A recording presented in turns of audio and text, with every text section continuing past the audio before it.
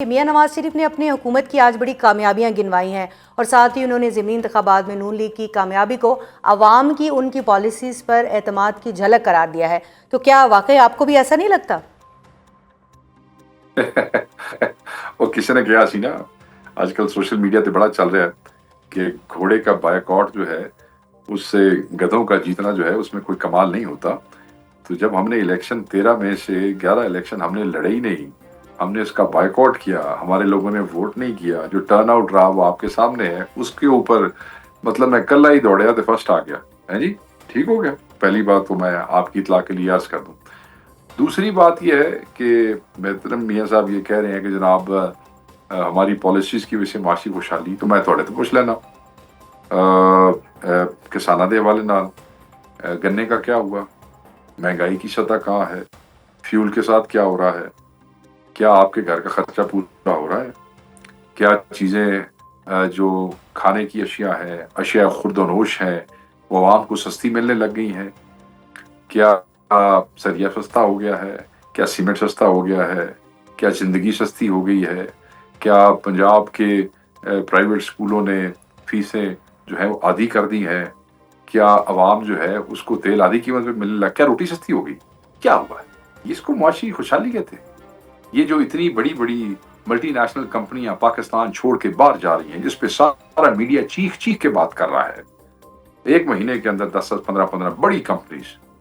جب بڑی کمپنیز کسی ملک سے اپنی انویسٹمنٹ، اپنے پروجیکٹس اور اپنا آپ پل آؤٹ کرتی ہے تو وہ اس ملک کی اقتصادی معاشی پالیسیز پر نو کانفیڈنس کا اظہار ہوتا ہے۔ وہ بھی انٹرنیشنل دنیا میں ان کو پتہ لگتا ہے بھی کوئی بھی انٹرنیشنل انویسٹر بڑی کمپنیز ملک میں کام کرنے کو تیار نہیں ہے۔ یہ نتیجہ ہے ان کے معاشی پالیسیز۔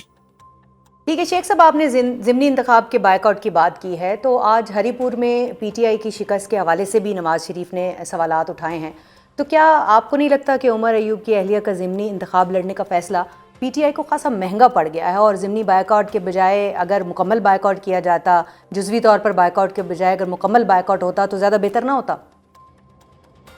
نہیں، یہ امپریشن غلط دے رہے ہیں آپ لوگ اور میڈیا میں کچھ دوست کہ عمران خان صاحب کی بات مانی جاتی۔ کسی کی ضرورت نہیں ہے اس پارٹی میں کہ وہ عمران خان صاحب کی بات نہ مانے۔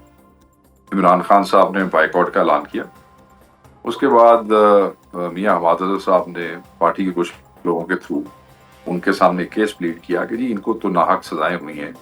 اور وہ سسٹم جو ہے انہوں نے ان کے ساتھ زیادتی کی ہے، اور خان صاحب نے کیونکہ کہا تھا کہ میں کسی اور کو اس قابل ہی نہیں سمجھتا کہ جو ناحق سزا کے بعد ڈسکوالیفائی کیے گئے ہیں ان کی کوئی ریپلیسمنٹ ہو، یہی میرے مجاہد ہے۔ تو یہ کلیہ اپلائی نہیں کرتا ہے۔ یہاں میرے والد صاحب کی ڈیتھ ہوئی ہے، اس پہ مجھے اسپیشل پرمیشن دی جائے اس کو، تو وہ ان کی اپنی طرف سے ریکویسٹ تھی۔ وہ ایک دو دفعہ پارٹی کے لوگ اندر لے کے گئے، میری تو ملاقات نہیں ہو سک رہی، تو میں نہیں تھا ان میٹنگز میں۔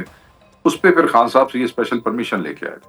اگر ان کو اسپیشل پرمیشن نہ دی گئی ہوتی اس الیکشن کی، کیونکہ ان کا کیس مختلف تھا، وہ سزاؤں والے تھے اور یہ ڈیتھ تھی ان کے والد کی جو علیل تھے کافی عرصے سے، تو ان کو بھی اجازت کسی قیمت پہ نہ ملتی۔ تو اس میں کوئی ایسی بات نہیں جو لوگ یہ صافی سوال کر کے امپریشن دے رہے ہیں کہ اجازت کے بغیر لڑے گئے۔ اس کے لڑنے کا ہمیں فائدہ بھی ہوا ہے، یہ دوبارہ دنیا کے سامنے ایکسپوز ہوئے، میڈیا وہاں پہ موجود تھا۔ دیکھ لیں کتنا کو نون لیگ کے پولنگ بوتھس کے اوپر رش تھا، وہ کیا مجھے بتانے کی ضرورت نہیں ہے، سب کے سامنے۔ ٹی وی کو چلانے کی اجازت ہو یا نہ ہو، سوشل میڈیا سارا کچھ نا۔ ٹھیک ہے، تو شیخ صاحب اب یہاں تک تو بات ہو گئی، لیکن ہری پور کے ضمنی انتخابی نتائج کے حوالے سے اب پی ٹی آئی کیا سوچ رہی ہے، کیا آئندہ کا عمل ہوگا؟ دیکھیں اٹس این الارم جو پی ٹی آئی کے لیے بچ گیا ہے کہ کس طریقے سے فیڈرل گورنمنٹ جو ہے وہ مداخلت کر کے بے حیائی کا ثبوت دے سکتی ہے اس صوبے میں بھی۔ اور میرے خیال میں یہ صوبے کی انتظامیہ اور صوبے کی جو ہماری پارٹی ہے بالکل اس کے لیے یہ لمحہ فکریہ ہے کہ آگے اگر یہ 26 نومبر کے کیسز میں ایم پی ایز اور ایم این ایز کو کے پی میں ڈسکوالیفائی کرتے ہیں، تو کیونکہ خان صاحب سے یہی ایک موقف لیا گیا تھا کے پی میں بائیکاٹ نہ کرنے کا کہ یہاں ہماری حکومت ہے، یہاں ہم اپنا مینڈیٹ ڈیفینڈ کر سکتے ہیں، تو اس لیے آپ وہاں پہ الیکشن ہمیں لڑنے دیں۔ تو یہاں پہ جو نتیجہ آیا ہے وہ بالکل ہمیں اس بات کی بڑی تکلیف ہے اور افسوس ہے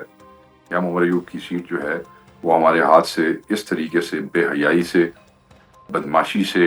الیکشن کمیشن نے جو اپنا آر او وہاں لگایا تھا وہ الیکشن کمیشن کا تھا, D R O election commission تھا, پورے پاکستان میں ڈی سی اور اے سی لگائے ہوئے تھے, یہاں چینج تھا. اور انہوں نے جو فارم 45 عمر ایوب صاحب کو ایشو کیے گئے تھے پریزائڈنگ آفیسرز کی طرف سے, وہ شیئر کرنے کی بجائے انہوں نے بنے بنائے اپنے, جو ہمیں بتایا گیا, عمر ایوب صاحب سے میری خیال تفصیلی بات ہوئی ہے, وہ تھے اور وہ جو ہے وہ ڈیٹا انٹری ہوتی رہی ہے, اور انہوں نے اپنی مرضی سے کر کے اور وہ کیا. اور پھر وہاں پہ ٹرینچز تھیں جو کہ بالکل اس پہ انکوائری چیف منسٹر لگائیں گے کہ وہ کے پی پولیس نے ٹرینچز بنائی تھی اور وہاں پہ ہمارے لوگوں کو نہیں جانے دیا. اور بالکل اس میں بہت سی چیزیں ہیں جو لیسنز ہیں. میں یہ سمجھتا ہوں کہ ہر چیز میں سے کچھ نہ کچھ چیز سیکھنے کے لیے ہوتی ہے. تو یہ کے پی کی پارٹی کے لیے ایک بہت بڑا جو ہے وہ ہو گیا ہے کہ کل یہ آپ کے ساتھ کیا کر سکتے ہیں. تو now they should be ready کہ اگلا کوئی ضمنی الیکشن ہوتا ہے تو آپ نے کیا کرنا ہے. جس دیکھیں نا, ہم نے تو فری ہینڈ دیا تھا, 2 الیکشن تھے, ایک پنجاب میں ایک کے پی کے اندر. پنجاب کے اندر نہ تصویر عمران خان کی لگانے کی اجازت, نہ کمپین کی اجازت, نہ جلسے کی اجازت. ہمارے دفاتر الیکشن کے جو ہے وہ اس کو راؤنڈ اپ کیا گیا, ہمارے لوگوں کو گرفتار کیا گیا. اسی ملک میں دوسرے صوبے میں ایک الیکشن ہو رہا تھا جہاں نون لیگ کو کمپین کی اجازت, جلسوں کی اجازت, تصویریں لگانے کی اجازت, نواز شریف کی سب کچھ کرنے کی اجازت تھی. اب تو اور ہم اسی اسپرٹ کے اوپر جو ہے رات کو آر او آفس کے باہر بھی بدمزگی جو ہے وہ نہیں کی گئی, بیکاز ان کے پلان جو تھے وہ کچھ اور تھے, وہ کچھ اور چاہتے تھے کہ یہاں تماشا بن جائے. تو now the KP Tanzeem has seen what has happened and they should be prepared, and all the MNAs and MPs of KP should be prepared. In a case of disqualifications in Islamabad or in anywhere for that matter, in any case, if there is a by-election, what you are going to do is what you should be doing now. تو بالکل ہمیں بڑا دکھ ہے کہ عمر صاحب کی set جو ہے اس کو یہ ڈیفینڈ نہیں کر سکے. ٹھیک ہے شیخ صاحب, آپ نے کچھ لیسن لرننگ کی بھی بات کی ہے, کچھ ظاہر سبق حاصل ہوتا ہے ہر ہار سے, ہر جیت سے. تو اب کیا یہ جو میڈیا رپورٹ سامنے آ رہی ہیں اور کچھ سیاسی پنڈت بھی اس طرف نشاندہی کر رہے ہیں کہ پی ٹی آئی قیادت اب محاذ ذرائی کی پالیسی کی بجائے اب وہ کیونکہ پریشان ہے کہ یہ محاذ ذرائی جو ہے وہ کوئی ثمر آور ثابت نہیں ہو رہی, تو اب انگیجمنٹ والی صورتحال پہ جانا چاہ رہی ہے. تو تصادم کے بجائے انگیجمنٹ کی جو پالیسی ہے اس کے حوالے سے کیا آپ خان صاحب کو قائل کرنے کی کوشش کی جائے گی پی ٹی آئی کی جانب سے؟ نہیں, ایسی بات نہیں ہے. obviously جدوں کوئی الیکشن ہار جاتا ہے یا وہ کوئی الیکشن کھو لیا جاتا ہے, if the election is snatched, تو ڈھول تو کوئی نہیں بجاتا, مٹھائیاں تو کوئی نہیں تقسیم کرتا. اگر کسی نے یہ رپورٹ لکھی ہے تو ان کو یہ اندازہ ضرور ہونا چاہیے کہ الیکشن کے میں دھاندلی کے اوپر ہار جانے سے لوگ مٹھائیاں تقسیم کر کے خوش ہو کے ناچتے تو نہیں ہے نا گھر میں. تو ایک صورتحال پیدا ہوتی ہے جس میں پریشانگی سے زیادہ غصہ ہوتا ہے, اور وہ جو غصہ ہوتا ہے وہ ہمیشہ آپ کو ایجیٹیشن کی طرف لے کے جاتا ہے, مذاکرات کی طرف لے کے نہیں جاتا ہے. آپ نے کیا سمجھا ہے کہ کروڑوں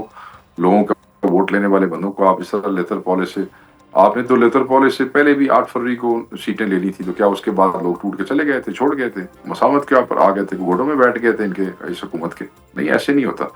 کاؤنٹر پروڈکٹیو ہے, یہ غلط ہے. جب آپ اس طرح سواگے پھیرنے لگ جاتے ہیں نا, پنجابی میں کہتے ہیں سواگا مار چھڑیا جائے, جب آپ ایسے کرنے لگ جاتے ہیں تو پھر اپوزیشن کو اپوزیشن کرنے کی ضرورت نہیں ہوتی, پھر آپ کی تباہی کے دن شروع ہو چکے ہیں. آپ تو ویسے بھی کوئی جنرل سیاسی قوت نہیں ہے, آپ کو تو production of form 47 and already knows it.